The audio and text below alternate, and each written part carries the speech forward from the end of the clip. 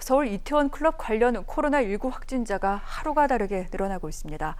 지역 사회의 숨은 감염자를 찾는 시간 싸움이 시작이 됐는데요. 권상희 시사평론가 모시고 이야기 나눠보도록 하겠습니다. 평론가님 어서 오세요. 안녕하세요. 네. 자, 이태원 클럽 관련한 코로나19 집단 감염이 일파만파 확산되고 있습니다. 수도권뿐 아니라 부산, 거제, 제주 등 전국 확산이 현실화됐는데 그 무엇보다 경기와 인천 지역의 상황이 심상치가 않습니다. 자, 인천의 집단 감염 같은 경우에는 저희가 전해드렸습니다만 그 20대 학원 강사로 인해서 지금 3차 감염까지 계속해서 나오고 있는 상황이죠. 네, 그렇습니다. 지금 20대 학원 강사 A씨 같은 경우는 지난 연휴였죠. 2일과 3일 이태원의 한 클럽에 방문을 했고요. 9일 무증상 상태로 확진 판정을 받았습니다. 그런데 문제인 것은 이 학원 강사 A씨가 자신의 직업, 동선을 속이면서 무려 이 밀접 접촉자 또는 접촉자로 분류된 사람들 가운데 지금 진단검사를 받은 것이 무려 사흘이나 늦춰지는 일이 발생을 했습니다. 네. 계속해서 이와 관련해서 지금 확진자가 늘고 있는데 애초에 지금 11명 확진 판정을 받았었는데 지금 14명으로 늘어난 상황이죠.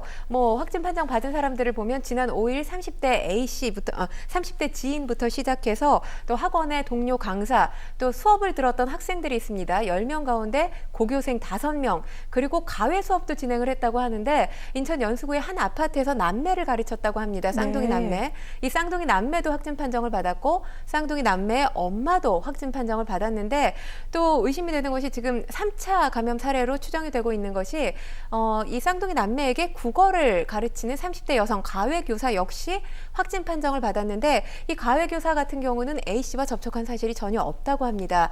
그렇기 때문에 지금 14명이 감염됐다고 하지만 더 이 감염자 수가 증가할 것으로 보여지고요. 네. 일단 이 A씨 같은 경우는 직업을 묻는데 무직이라고 얘기를 했고요.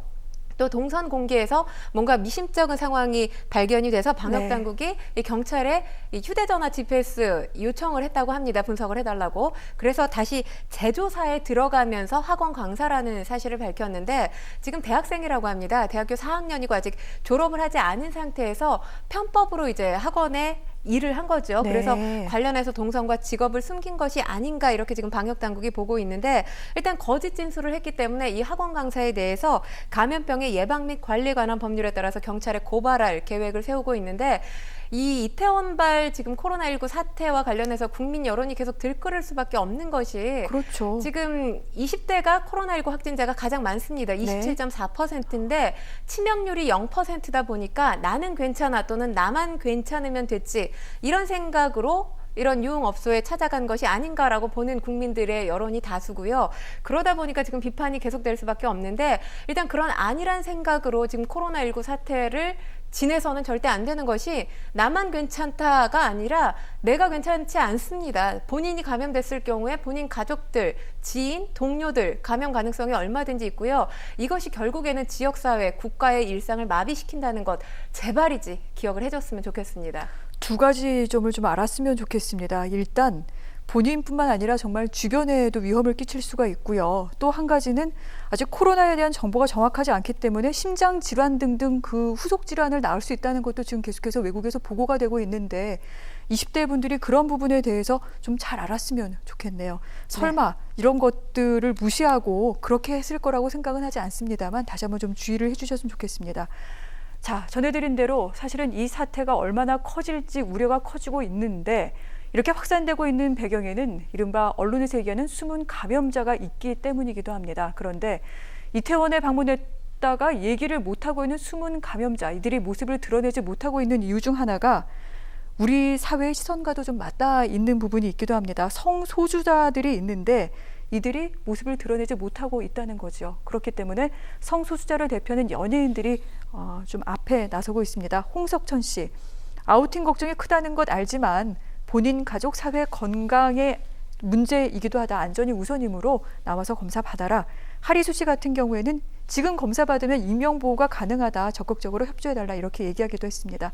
실제로 지금 전국에서 이름을 밝히지 않고도 코로나 검진을 받을 수가 있습니다. 그러니까 정말 적극적으로 나와서 검진을 받으시면 될 것 같은데 이제까지 K방역이라고 해서 외신들이 한국의 방역을 굉장히 칭찬했습니다만 사실 우리나라 성소수자에 대해서 상당히 좀 보수적인 시선을 갖고 있는 것도 사실입니다. 그러다 보니 이제 이런 문제가 발생하기도 하고요.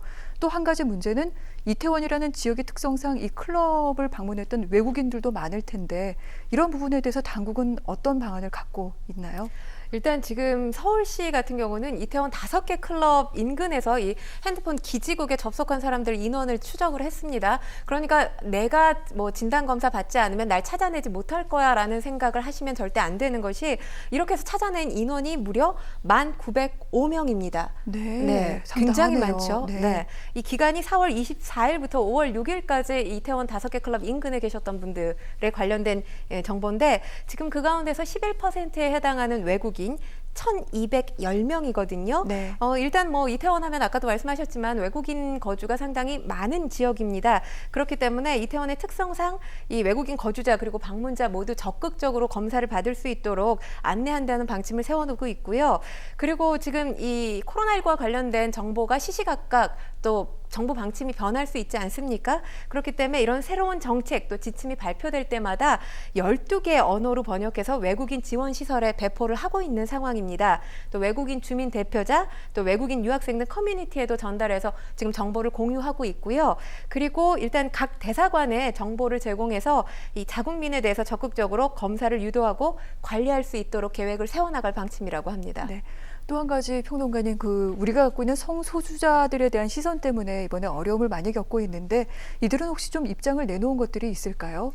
일단 지금 성소수자 같은 경우는 지금 워낙 비판 여론이 강하다 보니까 극단적인 선택을 해야 되나 고민할 정도로 굉장히 아이고. 심각한 상태라고 합니다. 네. 뭐 벌금, 징역, 자발적인 검사 이것만으로는 안 된다라는 의견이고요. 시발점이 클럽인 경우 클럽을 빼고 동선을 공개해달라 이렇게 지금 요청을 하고 있거든요. 네. 왜냐하면 클럽이 공개되는 순간 본인은 성소수자로 우리 한국 사회에서 낙인 찍힐 수밖에 없는 거죠.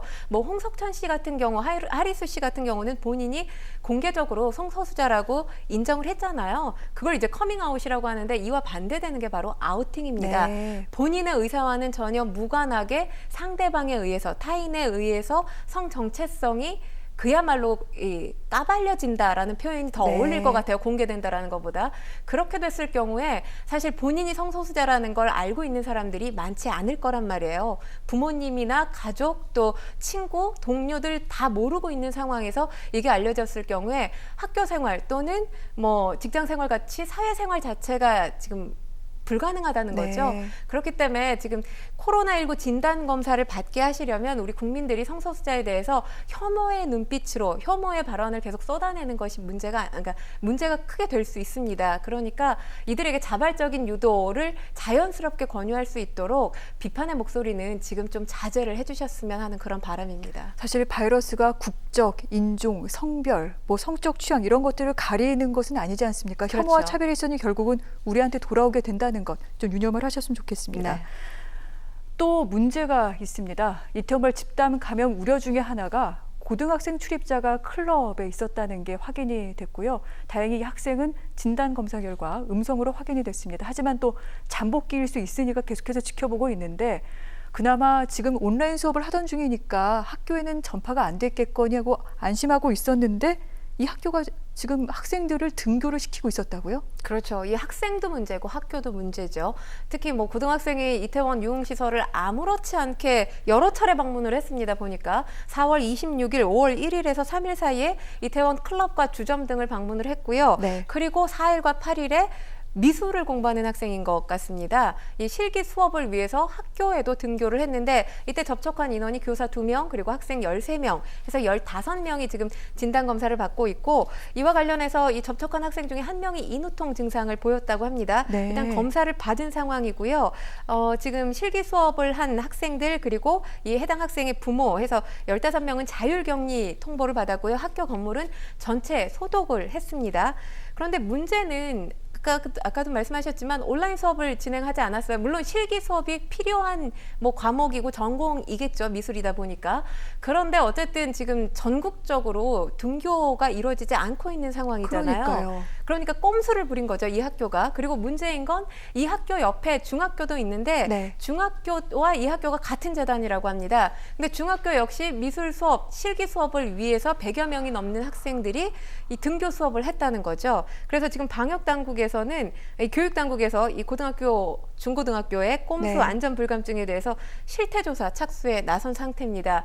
지금 이 이태원발 사태로 인해서 이미 개학이 한 차례 연기가 됐잖아요. 13일에서 고3 학생들 20일로 연기가 됐고, 지금 더 문제인 건 학부모님들도 20일 등교하는 거 지금 이 상황에서 어렵지 않겠느냐. 불안하시죠. 그렇죠. 네. 또 연기 가능성이 지금 제기가 되고 있는 그런 상황입니다. 왜냐하면 3차 감염 우려까지 지금 제기가 되고 있고, 조용한 전파자들에 의해서 최대 잠복기 14일을 계산을 하면 20일 등교하는 것도 상당히 위험 부담이 큰 게 현실이거든요. 그렇기 때문에 이 등교 추가 연기 가능성, 교육당국에서 여기에 대비할 만한 대비책을 지금이라도 세워야 되는 게 맞지 않나라는 생각이 듭니다. 네. 그리고 꼼수로 그렇게 문을 연 학교가 있었다는 것 참 입이 쓰기도 합니다. 알겠습니다. 자, 문제는요, 이태원뿐만이 아닙니다. 홍대 주점발 집단 감염 현실화되고 있는데요. 이번 집단 감염의 시발점이 이태원 클럽이 맞냐, 그리고 또한 집단 감염이 시작되는 곳이 이태원뿐만이 아닐 것이다. 여러 걱정이 많이 나오고 있습니다. 지난 7일 밤, 그러니까 황금 연휴가 끝난 그 주의 목요일입니다. 홍대 주점을 방문한 일행이 있었는데 모두 6명 가운데 5명은 확진이 됐고요. 다행히 이 가운데 1명은 지금 음성으로 판정이 났습니다. 그런데 이 확진자들이 이제 모두 20대 초반 내지는 10대 후반인데 이분들의 거주지가 상당히 다양합니다. 인천, 김포, 서울 강서, 경기 수원, 경기 고양시. 그렇기 때문에 이제 수도권 전역으로 번져나갈 수도 있다. 이런 우려가 상당히 큰 것 같습니다. 어떻게 봐야 되나요?